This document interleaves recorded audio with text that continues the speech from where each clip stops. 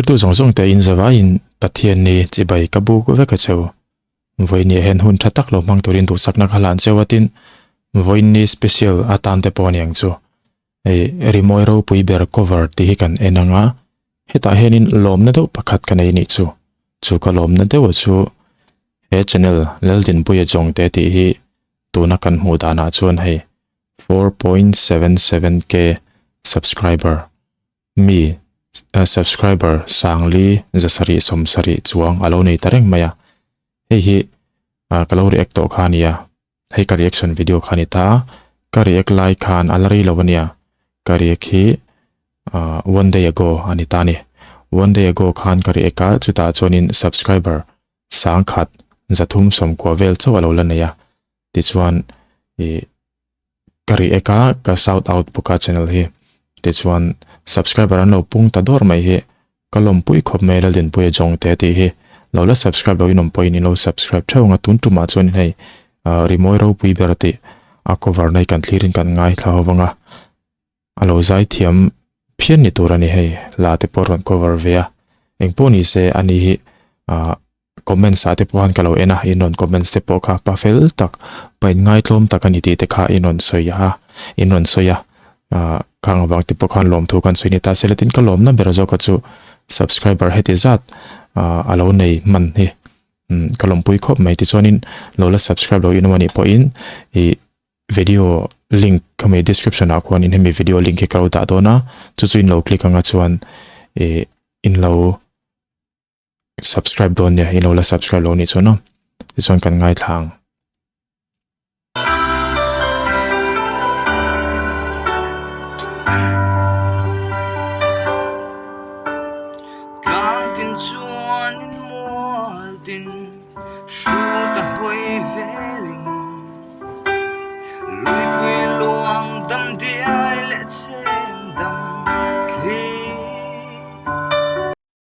kan ti top lok nge ani hi ka soita kang khanin he kan mu ang hianin ban anei lova engpo ni se tu na alaron sakchina khanin amu ta khan om ti hi a hriat chen maya hei hla reng reng hi ka ti thina amu ta anom an ma ni kha hla khanina a hne masak hianin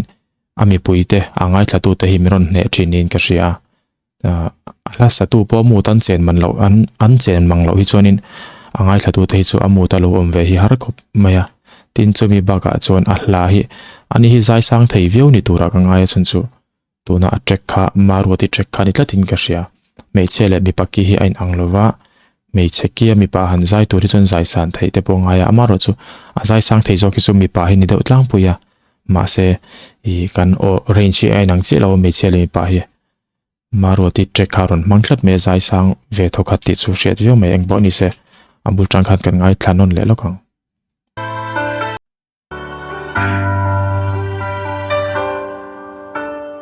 Tlantin chuan in mualtin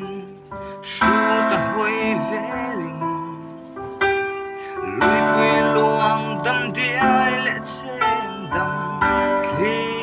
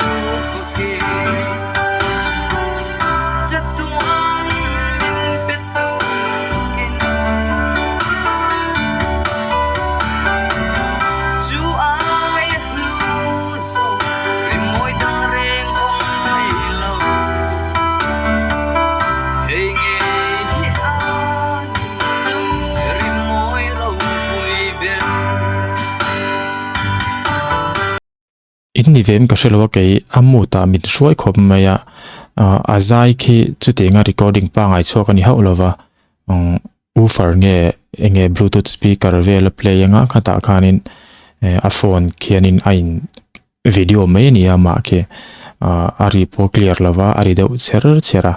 tin a opo ke clear lu tuk chu ni lem lova ni amaro chu hei midang te anmu ta shoi lu nan hianin recording track he ngai lova hei John Mayer kha kan thawanga new light music video kha hau theng ber khan ron su tani ma se khovel teng so khopin lar thawni khata John Mayer ana soi chu tunang lai chon music video nei changkan te kanin ti mo to a ma se music video nei changkan hi lar na kher ni lo te hi karon proof to ni la hit nei tur hianin music video hi apoimo ber lova a music ha poimo zo kan ti kha aron proof tum na ni chu teng do che son tu na po hian hei engma thil ro pui lua khom lovani ti khianin a thu aron zai me yamaro chu ama zo ka khianin nung om tlatin ka hria ke ma chuan chumi wang chuan amu ta pop min roi khop maya nakina chuanin recording mumal takte po nei sela zai thiam lo ani me lo a zai thiam view mai recording mumal tak nein I audio engineer ten and thiam takin ti khan han thok ho seng chuanin lanal tak chok thei tur chuanin ka hria music producer da tan chuanin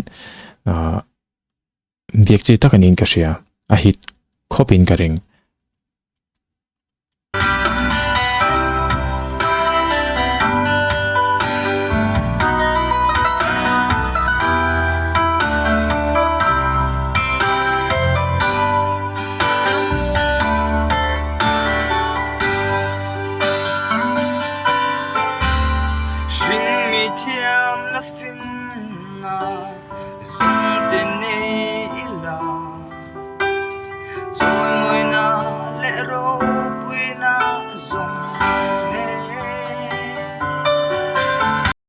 vibrato nei ve de uleka o phone mo kan che thiam dan tu chon o phone ve de ler kha nei bukan nal reu phian mai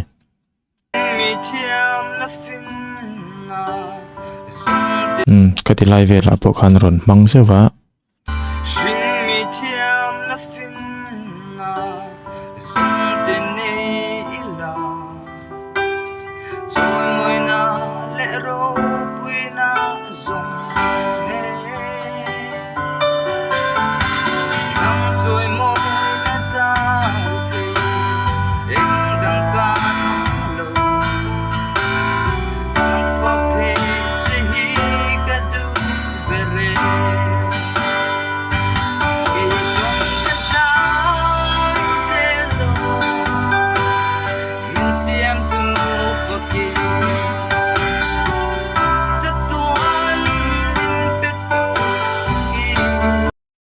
tun khi thunon voi thuma sakna nin ka hria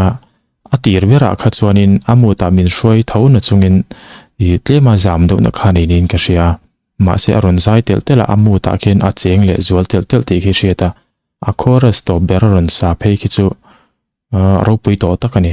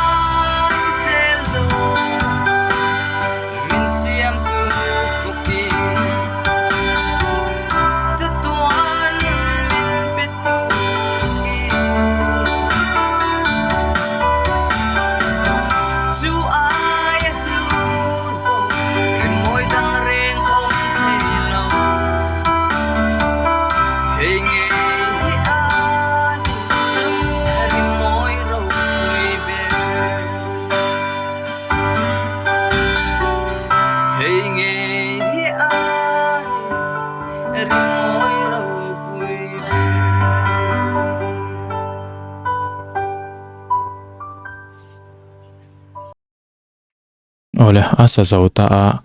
rimoi ro pui berti lai ka lo ngai thawe fo to atin apho tu hi pusi zarmo yani ani hi chu la apho hi engi moni nung hi omthina tin asa swak tu te ponan zero boka engpo chuni se rimoi ro pui berti ka ngai thlak to a chuanin alanal ber pol keima min la ne ber pol ani ome hei asa tu chu kan rianga maruati ani amaruati po hi ama chuan hin min sheker lo ngai ka melte katiran lo wang hianin e rimoi ro pui berti asak na hi live in kalo play pui ve to ni chu e asanung em akati lai po khan sound de po tra live music in kan ti bok nen khan ma set maruati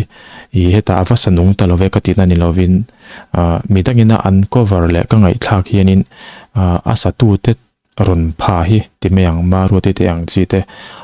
an sanung viau mai an yang ron pha khan wang ka tia ti chuanin chumi chungchanga chuan hei tunami laldin puya chongte hianin aron